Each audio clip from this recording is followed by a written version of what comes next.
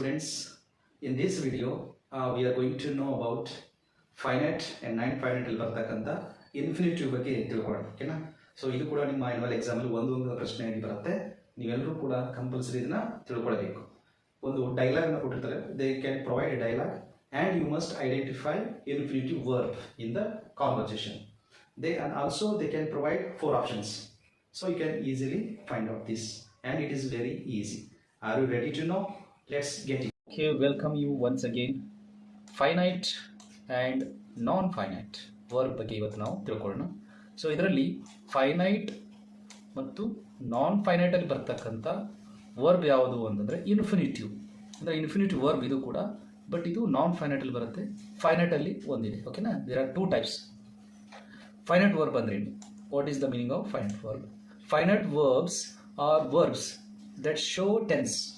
ಅಂದರೆ ಕ್ರಿಯಾಪದಗಳು ಏನು ಮಾಡ್ತವೆ, ಇಲ್ಲೇ ಕಾಲಗಳನ್ನು ತಿಳಿಸ್ಕೊಡ್ತಾ ಇರ್ತವೆ ಎಲ್ಲೇ ಫೈನೈಟ್ ವರ್ಬಲ್ಲಿ. For example past, present and future, ಈ 3 ಟೆನ್ಸಸ್ನಲ್ಲಿ ತಿಳಿಸ್ಕೊಡ್ತಾ ಇರುತ್ತೆ ಎಲ್ಲಪ್ಪ ಅಂದರೆ ಫೈನೈಟ್ ವರ್ಬಲ್ಲಿ. ಫಾರ್ ಎಕ್ಸಾಂಪಲ್ ನೋಡ್ರಿ, ಮತ್ತು and agri with the subject of the sentence. ಅಲ್ಲಿ ಸಬ್ಜೆಕ್ಟ್ ವರ್ಬ್ ಆಬ್ಜೆಕ್ಟ್ ಇರುತ್ತೆ, ಮತ್ತು ಯಾವಾಗಲೂ ಅದೇನಾಗ್ತಾ ಇರುತ್ತೆ ಸಬ್ಜೆಕ್ಟಿಗೆ, ಅಂದರೆ ಹಿ ಅನ್ನೋಂಥ ಸಬ್ಜೆಕ್ಟಿಗೆ ಅದು ಅಗ್ರಿ ಆಗ್ತಾ ಇರುತ್ತೆ. ಫಾರ್ ಎಕ್ಸಾಂಪಲ್ ನೋಡಿಲ್ಲಿ ಹಿ ಸ್ಪೀಕ್ಸ್ ಅಂತಿದೆ. ಓಕೆನಾ? ಸ್ಪೀಕ್ಸ್ ಇನ್ ಇಂಗ್ಲೀಷ್ ಅಂತಿದೆ, ಇಲ್ಲ ಇಂಗ್ಲೀಷಲ್ಲಿ ಮಾತಾಡ್ತಾನೆ ಅಂತಿದೆ. ಓಕೆನಾ? ಸಬ್ಜೆಕ್ಟ್ ವರ್ಬ್ ಆಬ್ಜೆಕ್ಟ್ ಇದೆ. ಅದೇ ರೀತಿ ನೆಕ್ಸ್ಟ್ ಪಾಸ್ಟ್ ಟೆನ್ಸಲ್ಲಿ ಏನಾಗಿದೆ ನೋಡಿ, ಸ್ಪೋಕ್ ಆಗಿದೆ. ಓಕೆನಾ? ಅಂದರೆ ಇಲ್ಲಿ ಯಾವಾಗಲೂ ಏನಾಗುತ್ತೆ ಟೆನ್ಸು ಪಾಸ್ಟ್, ಪ್ರೆಸೆಂಟ್ ಮತ್ತು ಫ್ಯೂಚರಲ್ಲಿ ಅದು ಚೇಂಜ್ ಆಗ್ತಾ ಇರುತ್ತೆ ಅಂತ ಅರ್ಥ. ಓಕೆನಾ? ಸೊ ದಿಸ್ ಈಸ್ ಕಾಲ್ಡ್, ಇದೇ ಫೈನೈಟ್ ವರ್ಬ್. ಇಲ್ಲಿ ಸ್ಪೋಕ್ ಮತ್ತು ಸ್ಪೀಕ್ಸ್ ಅಂತಿದೆಯಲ್ಲ, so this is finite verb.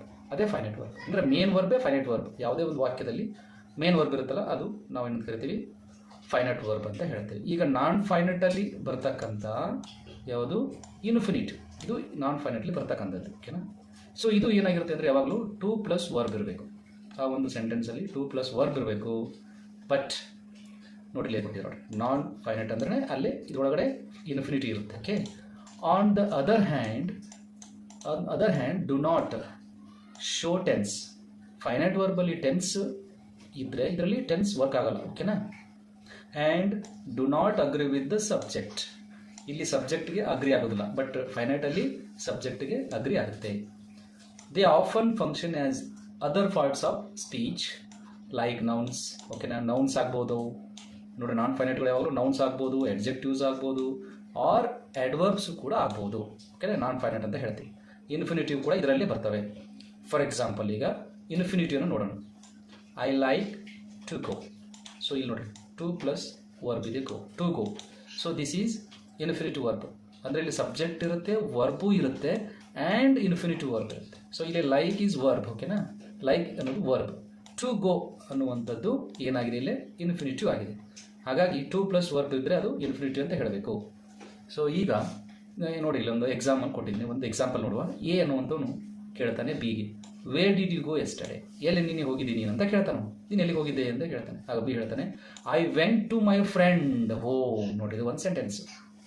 I went to my friend home to meet. ಯಾವುದಕ್ಕೆ ಹೋಗಿದ್ದವನು? ಟು ಮೀಟ್, ಭೇಟಿ.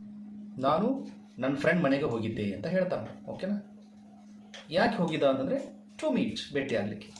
ಮೈ ಅಂತ ಇದೆ, ಟು ಮೈ ಅಂತ ಅನ್ನುವಂಥದ್ದೇನು ಇಲ್ಲಿ 2+ ಮೈ ಅಂದರೆ ಪ್ರನೌನ್ ಇದೆ. ಸೊ ಇದು ಇನ್ಫಿನಿಟಿವ್ ಆಗೋದಿಲ್ಲ. ಬಟ್ ಇಲ್ಲಿ 2+ ವರ್ಬ್ ಇದೆ ನೋಡಿ. ಟು ಅನ್ನೋದು ಪ್ರ್ಯಾಪೋಸಿಷನ್, ಮೀಟ್ ಅನ್ನುವಂಥದ್ದು ಇಲ್ಲಿ ವರ್ಬ್ ಆಗಿದೆ. ಅಂದರೆ ಟು ಮೀಟ್ ಅಂತ ಬಂದರೆ ಇದು ಏನಾಗಿರುತ್ತೆ, ಯಾವಾಗಲೂ ಇನ್ಫಿನಿಟಿವ್ ಆಗಿರುತ್ತೆ. So it is called infinitive. ಹೇಗೆ ಐಡೆಂಟಿಫೈ ಮಾಡಬೇಕು, ಇದೇ ಥರ ನಿಮಗೆ ಒಂದು ಎಕ್ಸಾಮಲ್ಲಿ ಡೈಲಾಗ್ ಕೊಟ್ಟಿರ್ತಾರೆ. ಈ ಡೈಲಾಗಲ್ಲಿ ಎಲ್ಲಿ ಇನ್ಫಿನಿಟಿ ಇದೆ ಅಂತ ನೀವು ಐಡೆಂಟಿಫೈ ಮಾಡಬೇಕಾಗುತ್ತೆ. So very simple. Thank you.